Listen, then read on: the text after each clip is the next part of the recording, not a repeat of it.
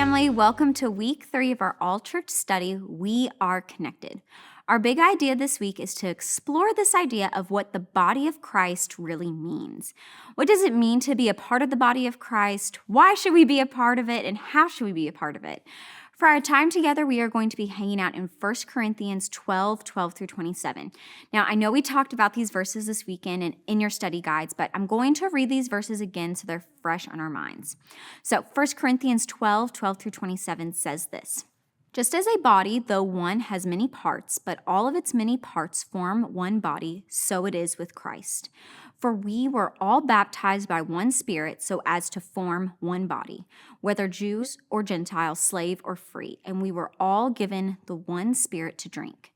Even so, the body is not made up of one part, but of many. Now, if the foot should say, 'Because I am not a hand, I do not belong to the body,' it would not for that reason stop being a part of the body. And if the ear should say, 'Because I am not an eye, I do not belong to the body,' it would not for that reason stop being part of the body. If the whole body were an eye, where would the sense of hearing be? If the whole body were an ear, where would the sense of smell be? But in fact, God has placed the parts in the body, every one of them, just as He wanted them to be. If they were all one part, where would the body be? As it is, there are many parts, but one body. The eye cannot say to the hand, 'I do not need you,' and the head cannot say to the feet, 'I do not need you.' On the contrary, these parts of the body that seem to be weaker are indispensable, and the parts that we think are less honorable we treat with special honor, and the parts that are unpresentable are treated with special modesty, while our presentable parts need no special treatment. But God has put the body together, giving greater honor to the parts that lacked it, so that there should be no division in the body, but that its parts should have equal concern for each other. If one part suffers, every part suffers. If one part is honored, every part rejoices with it. Now you are the body of Christ, and each one of you is a part of it." There's so much we can take away from these verses, but for our time together, we are going to focus on the body and how these verses show we are connected. In verse 12, it talks about how just like our bodies have many parts, but our body is still one, so it is the same with Christ. Being a part of the body of Christ is so important for us to understand, no matter if we are a new believer or a seasoned one. Today, I have 4 points I want us to discuss when it comes to feeling connected through the body of Christ. First one is, every member is important. Number 2, there's unity in diversity. 3, there's joy in the body. And lastly, number 4, the body's mission is the same. So let's go ahead and dive in. The first one, every member is important. And every member is important because we each have a unique role that only you can accomplish. Here's what I mean by that. I think all too often we look at certain roles in the body of Christ, like preaching or teaching, for example, and we elevate that role in our heads as being more important, when biblically that's not true. Every role is important. If you're a greeter or door holder, your role is important. If you work with kids, your role is important. If you're making coffee, cleaning up in between service, driving golf carts, your role is important. This same thing applies to spiritual gifts. Some people are really good at teaching, while others are amazing at hospitality. Both of these gifts are so important to the body of Christ. And I could keep going, but I think you're picking up what I'm putting down. Every role is important, and the body would not move or function properly if we did not work together. So this leads me to my next point. Point number 2 is there's unity in diversity. Just like every part is different and diverse, but they work together to be unified to make the body work, so should we when it comes to the body of Christ.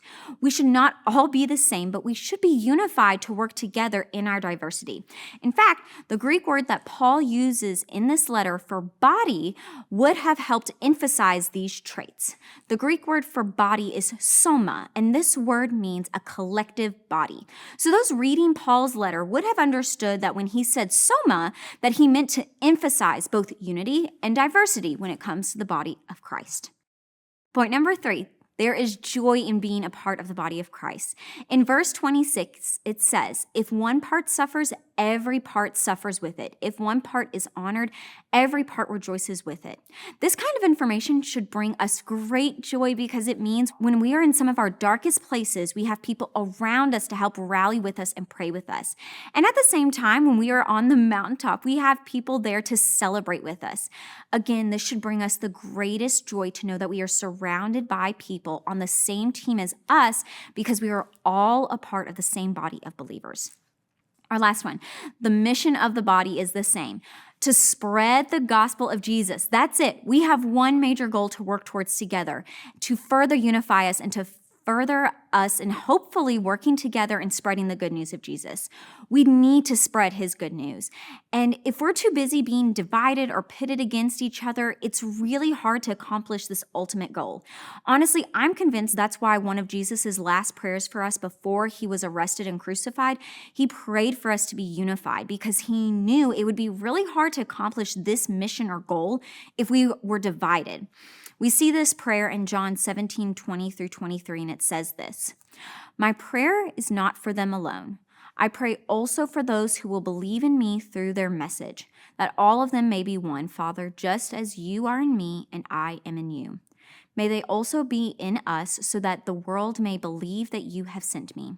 I have given them the glory that you gave me, that they may be one as we are one, I in them and you in me, so that they may be brought to complete unity. Then the world will know that you sent me and have loved them even as you have loved me.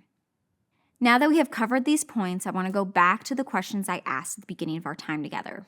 Our first question, what does it mean to be a part of the body of Christ? If I had to summarize being a part of the body of Christ, I would summarize it like this.